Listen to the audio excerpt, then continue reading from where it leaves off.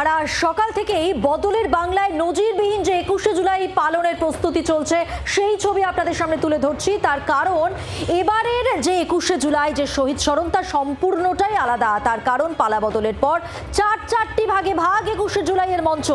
একদিকে মেয়ো রোডে ঋতব্রত শিবিরের মঞ্চ, আর অন্যদিকে তারামণ্ডলের সামনে কালীঘাট তৃণমূলের মঞ্চ।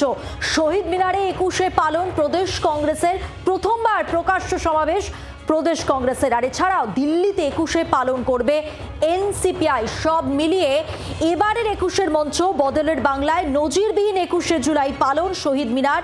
প্রথমবার কংগ্রেস পক্ষ থেকে শহীদ স্মরণে প্রকাশ্য সমাবেশ, যেমন অন্যদিকে গান্ধী মূর্তির পাদদেশে ঋত তৃণমূলের শহীদ দিবস পালন বিড়লা প্ল্যানেটোরিয়ামের সামনে কালীঘাটপন্থী তৃণমূল এবং এনসিপিআই তারা দিল্লিতে পালন করবেন শহীদ দিবস।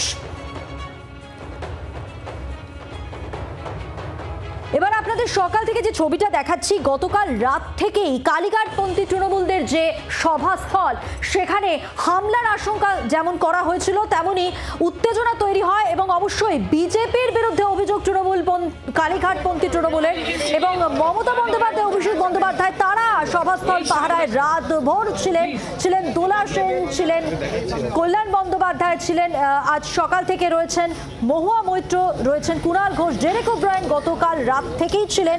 সব মিলিয়ে তৃণমূল কর্মী সমর্থকদের আটকানো হচ্ছে সভাস্থলে পৌঁছানোর জন্য, তাদের ভয় দেখানো হচ্ছে এমন আশঙ্কা, এমন অভিযোগও তারা করছেন।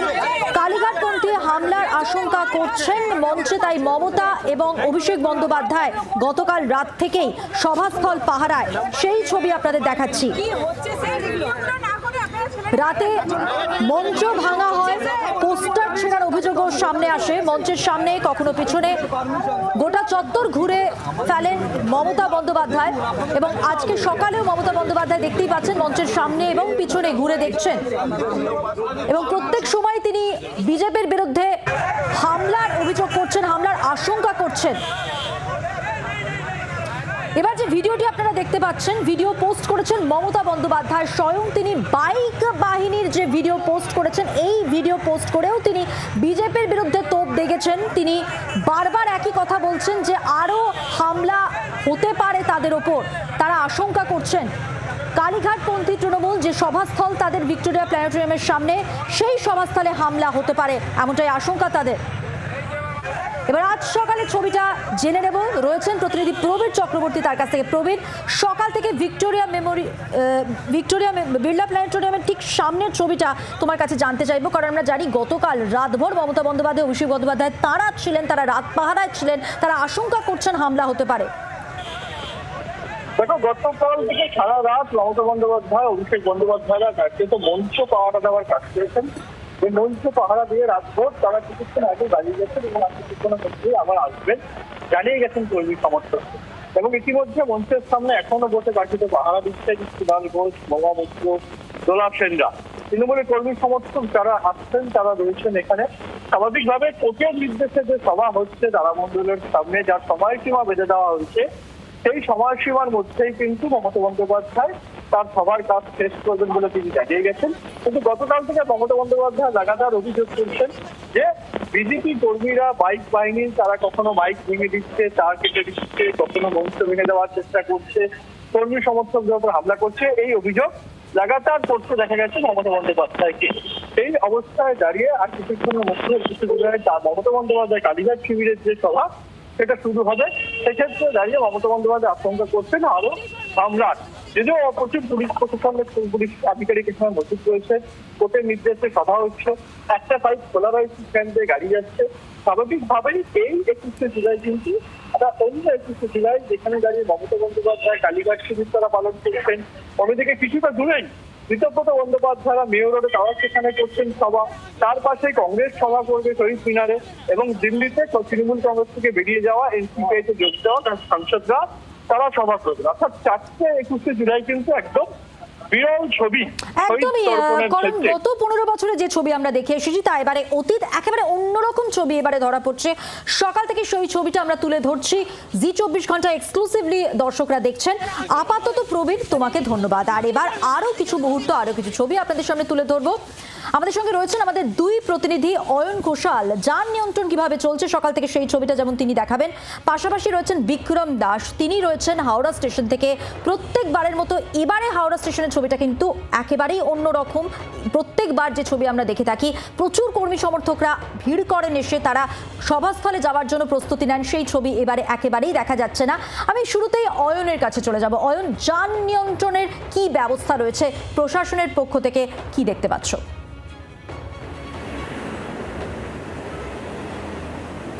1.75 কিলোমিটার ব্যাসার্ধের মধ্যে তিনটি 21শে জুলাই।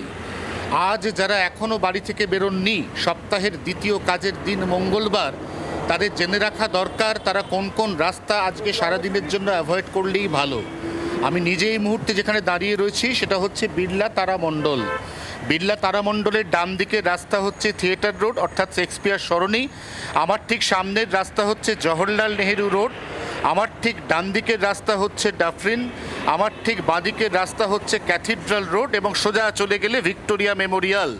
এছাড়াও এই রাস্তাগুলি, সেখানে আজকে সকাল 6টা থেকে সন্ধ্যে 6টা পর্যন্ত অত্যাবশ্যকীয় পণ্য ছাড়া সমস্ত রকম পণ্যবাহী গাড়ি চলাচল সম্পূর্ণ নিষিদ্ধ।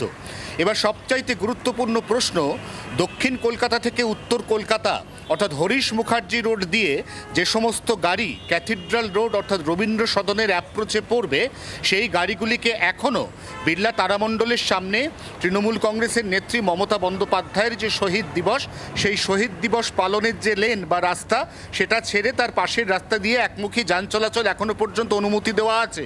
যান চলাচল করছে, আমরা সেটা ছবির মাধ্যমে দেখতে পাচ্ছি। কিন্তু বেলা বাড়লে পরিস্থিতি কি দাঁড়াবে এবং এই রাস্তাটি উভয় দিকেই বন্ধ হয়ে গেলে আর কোন ঘুরপথে যান চলাচল করবে সেটা একটু জেনে নেওয়া দরকার। সেক্ষেত্রে আর কোনো উপায় না থেকে হরিশ মুখার্জি রোড থেকে যে সমস্ত গাড়ি SSKM হাসপাতালের সুপার স্পেশালিটি বিল্ডিংয়ের সামনে দিয়ে বেরোবে, সেই গাড়িগুলি দুটো রাস্তা ধরতে পারে। একটা হচ্ছে একদম হেস্টিংস ধরে খিদিরপুর ধরতে পারে, আর একটা হচ্ছে একদম ডান দিকে এসে এক্সাইডের মোড় থেকে জওহরলাল নেহেরু রোড ধরতে পারে। আবার পার্ক স্ট্রিট থেকে যে সমস্ত গাড়ি ধর্মতলার দিকে যাবে, তাদের মেয়ো রোড ব্যবহারের আর উপায় থাকছে না, কারণ সেখানে ঋতব্রত তৃণমূল তারা তাদের শহীদ দিবসের মঞ্চ করেছে। মেয়ো রোড বেলা 1টা পর্যন্ত একমুখী থাকবে, অর্থাৎ সেখানে পশ্চিম দিকে গাড়ি চলাচল করবে, কিন্তু পূর্ব দিকের গাড়ি চলাচলের জন্য যখন রাস্তা খোলা হবে তখন সেখানে সেই গাড়ি আর যেতে পারবে না, মাঝে মঞ্চ থাকবে। অতএব আজ এই গোটা জায়গা অন্তত 7টি রাস্তা কার্যত যানজটে হাঁসফাঁস করবে এবং তার উপর আকাশের মুখ ভার, যে কোনো মুহূর্তে বৃষ্টি নামলে সেই যানজট আরো বাড়বে। অতএব একদমই বেলা বাড়ার সঙ্গে সঙ্গে ছবিটা ঠিক কিরকম হয় অবশ্যই সেই দিকে আমাদের নজর থাকবে। অয়ন, সঙ্গে থাকো। আর এবার যেমনটা বলছিলাম আপনাদের, গত 15 বছরে যে চেনা ছবিটা আমরা দেখেছি, এবারে সেটা একেবারেই অতীত। যেমন অন্য 21শে জুলাইয়ের সঙ্গে আজকের হাওড়া স্টেশনের যে ছবির ফারাক, যেটা শিয়ালদা স্টেশনের ক্ষেত্রে আমরা দেখলাম, দলে দলে জেলা থেকে সমাবেশে আগত তৃণমূল কর্মীদের সেই যে চেনা ছবিটা, সেই ছবিটা কিন্তু এবারে নেই। অন্যবারের মতো হাওড়া স্টেশনে নেই ব্যস্ততার ছবি, নেই কর্মী সমর্থকদের ভিড়, আর সেই নেই তৃণমূলের কোনো ক্যাম্প বা পুলিশি ব্যস্ততা। ছবিটা দেখবো, সরাসরি রয়েছেন প্রতিনিধি বিক্রম দাস তার সঙ্গে। বিক্রম, কি ছবি?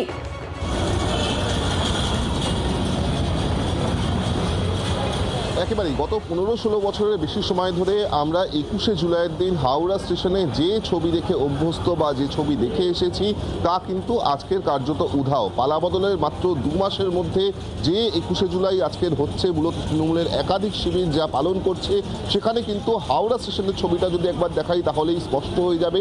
অন্যান্য যে কোনো বছরের ছবির সঙ্গে যদি তুলনা করা যায় তাহলে দেখা যাচ্ছে যে হাওড়া স্টেশনে সেখানে কিন্তু সেই চেনা ছবি উধাও। তার কারণ দলে দলে বিভিন্ন জেলা থেকে বিভিন্ন ট্রেনে করে কাতারে কাতারে মানুষ এসে যে সমাবেশ স্থলের দিকে মুখী হতেন, সেই ছবি কিন্তু আমরা দেখতে পাচ্ছি না।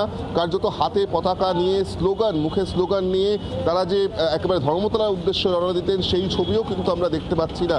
এই হাওড়া স্টেশন জুড়ে দেখা যেত যে বিভিন্ন জায়গায় জায়গায় কিন্তু তৃণমূল কংগ্রেসের তরফ থেকে তারা স্টল তৈরি করত, ক্যাম্প অফিস তৈরি করত, যাতে যারা বিভিন্ন জেলা থেকে আসতেন তাদেরকে সহায়তা করা যায়। সেই ক্যাম্পও কিন্তু আমরা দেখতে পাচ্ছি না, অর্থাৎ কোনো শিবিরের তরফ থেকেই সেই ক্যাম্প এখনো পর্যন্ত করা হয়নি। তার সঙ্গে সঙ্গে একটা দেখা যেত পুলিশের সক্রিয়তা, পুলিশের ব্যস্ততা, সেই ছবিও কিন্তু উধাও। আর 5টা সাধারণ দিনে যেরকম কর্মজীবনের মানুষ রাস্তায় বেরোয় বা হাওড়া স্টেশনে আসে, ঠিক একই ছবি কিন্তু আমরা দেখতে পাচ্ছি, যেখানে একেবারে স্বাভাবিকভাবে মঙ্গলবার দিন অন্যান্য মঙ্গলবার যেই ছবি আমরা দেখতে পেয়ে থাকি হাওড়া স্টেশনে, সেই একই ছবি কিন্তু দেখতে পাচ্ছি। কার্যত 21শে জুলাইয়ের যে ভাইব প্রত্যেক বছর আমরা দেখতাম, তা কিন্তু এবার একেবারেই উধাও। মাত্র 2 মাসের অর্থাৎ আর মধ্যে এই 5টা দিন পালাবদলের পরে। হাওড়া স্টেশনের ছবিটা ঠিক যেমন থাকে এবারেও ঠিক তাই। বিক্রম, একটু ছবিটা ঘুরিয়ে দেখাতে বলবো।